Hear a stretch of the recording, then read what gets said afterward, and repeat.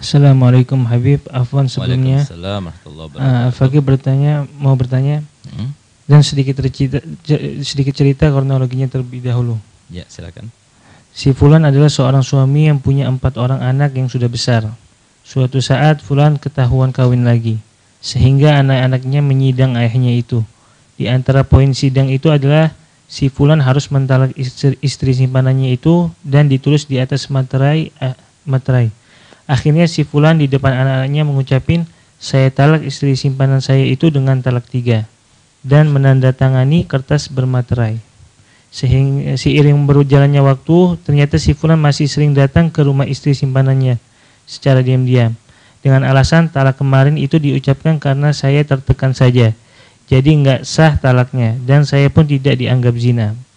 Dan pertanyaannya, bagaimanakah status perceraian dan dengan mengucapkan talak di belakang istri?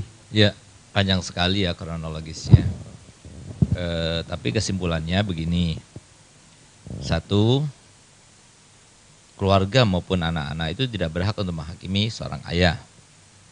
Ya, nah, itu yang harus difahami dan diketahui. Jadi nggak seharusnya seorang anak itu menghakimi orang tua atas dasar sebuah syariat yang dilakukannya.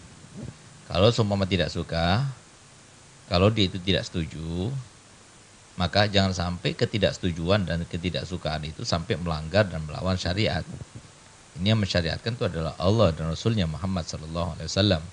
Ini sebuah ujian bagi kalian dan juga ibu kalian. Nah, tapi kalau dengan cara sampai menyidangkan, siapa yang disidangkan? Ayah disidangkan. Nah, itu sangat tidak pantas. Itu termasuk perlakuan yang kurang ajar dan termasuk kedurhakaan seorang anak kepada orang tua, dan yang menyebabkannya itu ibunya. Itu tidak pantas sama sekali yang semacam itu ya. Nah, walaupun seumpama dengan dia melakukannya akhirnya dia itu dizalimi oleh si istri dan sebagainya, walaupun tetap yang namanya menghakimi atau memvonis atau menekan, memaksa kepada orang tua itu termasuk perbuatan yang dilarang oleh Allah Ta'ala. Untuk mengatakan uff saja nggak boleh. Wala taqul lahuma uffin. Mengatakan uff saja tidak boleh, apalagi sampai menekan, menyidang, atau mengata-ngatai, atau apa sampai memaksa. Nah, itu sama sekali tidak dianjurkan perbuatan yang semacam itu. Dan seorang ibu harusnya menjadi sebuah pionir dalam hal ini untuk dia itu gimana caranya supaya anak tersebut menjadi anak yang berbakti pada orang tuanya. Bukan karena ada masalah antara dia dengan suaminya kemudian anak itu dikorbankan. Nggak bakal bahagia hidupnya, nggak bakal bahagia. Anak-anak kalau sudah tidak mendapatkan salah satu daripada ridho orang tua nggak bakal bahagia. Camkan baik-baik itu. Nah, oleh karena itu maka seorang anak itu ya ketika terjadi sebuah konflik terkait dengan apapun juga antara kedua orang tua, anak-anak jangan ikut-ikut di dalam urusan mereka berdua. 1, sebabnya karena mereka itu tidak mengalami dengan pengalaman-pengalaman yang mereka alami. Mungkin selama ini mereka ketahui cuma dohirnya saja, tapi batinnya bagaimana mereka nggak tahu. Nah, sehingga apa? Jangan sampai dia itu memasuki suatu urusan yang dia tidak ketahui gitu ya. Yang pertama. Yang kedua, kalau dia sudah masuk dalam urusan mereka berdua, takutnya akhirnya salah satu daripada keduanya itu karena merasa tidak dibela atau merasa disudutkan, akhirnya dia itu termasuk yang kurang ajar dan durhaka pada orang tua tersebut. Baik itu ayah ataupun ibu. Oleh karenanya itu himbauan kepada seorang anak ketika sudah ada terjadi sebuah konflik ya antara suami istri, dan sesuai dengan firman Allah Ta'ala dalam Al-Quran, wa ja'alna ba'dukum li ba'din fitnatan atasbirun. Kami jadikan antara suami istri itu, begitu pula antara orang tua sama anak, antara saudara dengan saudaranya, itu merupakan sebuah fitnah. Untuk apa? Untuk tujuannya itu supaya mencoba apakah menguji apakah dia itu termasuk yang sabar atau tidak. Nah, jadi seperti itu. Nah, oleh karena itu maka hendaknya bagi orang tua ya, bagi orang tua dia itu harus arif dan bijak. Jangan sampai kemudian memperosokkan anak atau mengkambing hitamkan anak gitu. Karena anak itu disebutkan oleh Nabi SAW, ridhollah fi ridhol walidain. Tahu kan artinya walidain? 2 sekaligus. Nggak cukup satu. Walaupun ayahnya menzaliminya, walaupun tetap dia itu butuh ridhonya.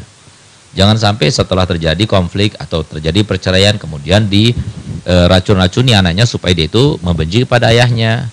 Nah, bahkan ada yang mengatakan bahwasanya ayahnya sudah meninggal, tabrakan, celakaan, padahal dia masih hidup. Nah, itu.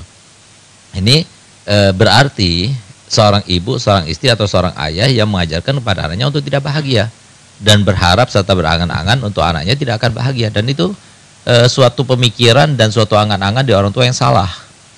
Karena biasanya wajarnya orang tua itu dia berhak, dia berani berkorban untuk dia itu hidup dalam keadaan tidak enak, asalkan anak-anaknya enak. Itu orang tua yang wajar seperti itu gitu.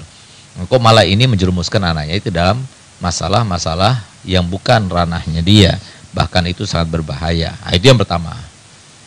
Yang kedua, daripada permasalahan yang ditanyakan dengan kronologis yang diceritakan tadi, ya, bahwasanya si ayah juga tidak mendasari ilmu, mendasari apa yang dinyatakannya itu dengan ilmu, gitu.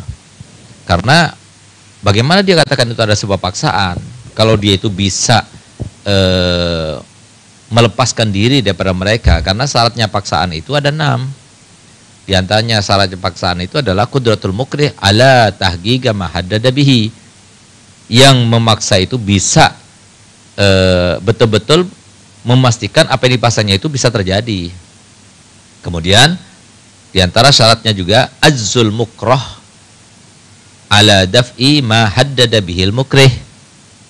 Jadi yang dipaksa itu dia tidak mampu untuk berlari atau menghindar daripada apa yang dipaksanya oleh pemaksa itu, gitu. Nah, ini anaknya sendiri, masa orang tua itu nggak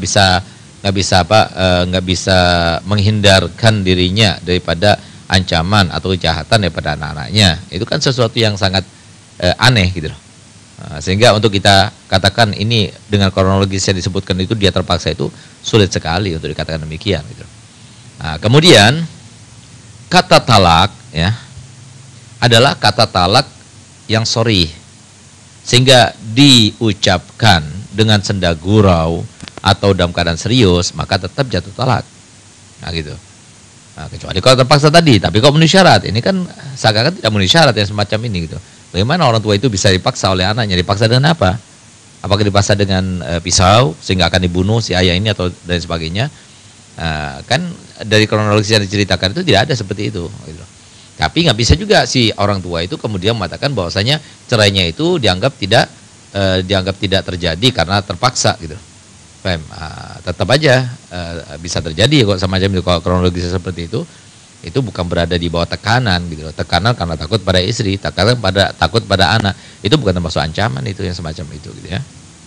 Nah, oleh karena itu maka lebih baik si ayah, ya, si suami itu dalam hal ini mengakui bahwasanya cerainya itu jatuh, karena dia mengatakan sudah 3 kali ceraian. Berarti kalau semua kembali lagi kepada istrinya tersebut, ya harus ada muhalil. Sementara si anak bertobat kepada Allah Ta'ala, meminta ampun pada Allah Ta'ala, dan minta maaf kepada si ayah. Nah, sementara si ibu juga mulai saat ini jangan sampai menghasuti atau mengotori pikiran anak-anak itu supaya memusuhi ayahnya, jangan lagi, gitu. Mungkin seperti itu ya jawaban daripada pertanyaan. Semoga yang terbaik untuk mereka semuanya dan kita semua terhindar pada permasalahan cerai dalam rumah tangga kita. Amin ya rabbal alamin.